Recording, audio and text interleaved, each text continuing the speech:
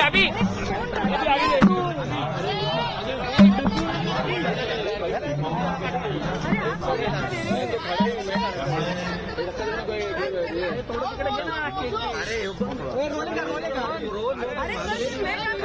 क्या कर रहे हो? महाराष्ट्रातलाच नाही तर जगभरातल्या शिवप्रेमींना छत्रपती शिवरायांच्या जन्मोत्सवाच्या पुस्तकात छत्रपती होते म्हणून आम्ही आहोत.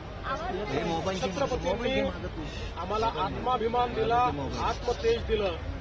छत्रपती शिवाजी महाराजांनी आम्हाला समतेचा संदेश दिला. 18 पगड जातींना एकत्रित करून ज्या स्वराज्याची त्यांनी स्थापना केली त्या स्वराज्यातून एकतेचा संदेश त्यांनी आम्हाला दिला.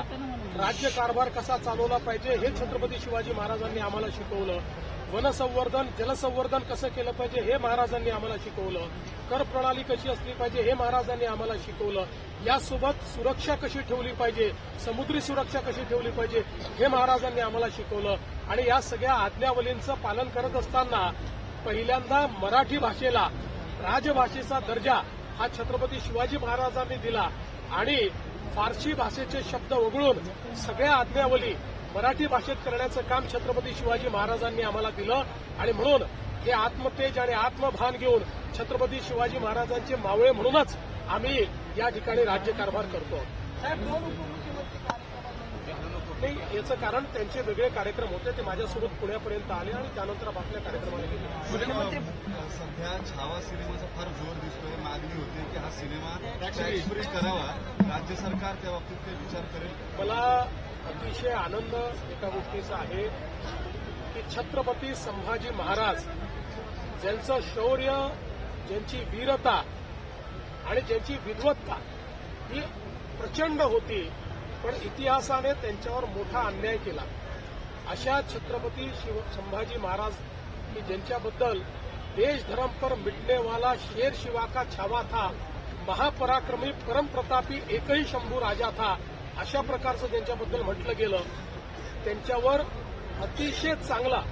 आणि मी स्वतः अजून बघायचं आहे पण मला ज्या ज्या लोकांनी बघितलं त्यांनी सांगितलं की इतिहासाशी कुठलीही प्रतारणा न करता ऐतिहासिक अशा प्रकारचा हा सिनेमा तयार झालेला आहे. त्याबद्दल पहिल्यांदा मी सिनेमाचे निर्माते, सिनेमाचे निर्देशक आणि त्यातले प्रमुख ज्यांनी रोल केला ते विकी कौशल यांचं मनापासून अभिनंदन करतो. मोठ्या प्रमाणात ही मागणी होतीये की हा सिनेमा टॅक्स फ्री करा. पण मी आपल्या माध्यमातून महाराष्ट्रातल्या जनतेला सांगू इच्छितो की इतर राज्य ज्यावेळेस टॅक्स फ्री करतात त्यावेळेस जो करमणूक कर आहे तो एंटरटेनमेंट टॅक्स त्या ठिकाणी माफ करत असतात. महाराष्ट्राने 2017 सालीच निर्णय घेतला आणि महाराष्ट्रामध्ये करमणूक कर हा आपण नेहमीकरता रद्द केलेला आहे. त्यामुळे आपल्याकडे करमणूक कर नाही आणि म्हणून अशा प्रकारची माफी देण्याकरता तो करच आपल्याकडे नाहीये. तथापि या चित्रपटाच्या प्रमोशन करता किंवा छत्रपती शंभूराजांचा इतिहास हा प्रत्येक व्यक्तीपर्यंत पोहोचण्याकरता आम्हाला अधिक काय चांगलं करता येईल याचा प्रयत्न आम्ही निश्चितपणे करू. सोकॉल्ड अभिनेते वारंवार बोलतायत. काल तुम्ही आपण विकिपीडियावरच्या विधानावरती तुम्ही करत सांगितली कारवाई वारंवार छत्रपती शिवाजी महाराज आणि संभाजी महाराजांचा अपमान असं आहे. अपमानित करणाऱ्यांना त्यांची जागा आम्ही दाखवू आणि अशा प्रकारे जर कोणी वागत असेल तर सरकारे माफ करणार नाही, शिवप्रेमी माफ करणार. एक समिती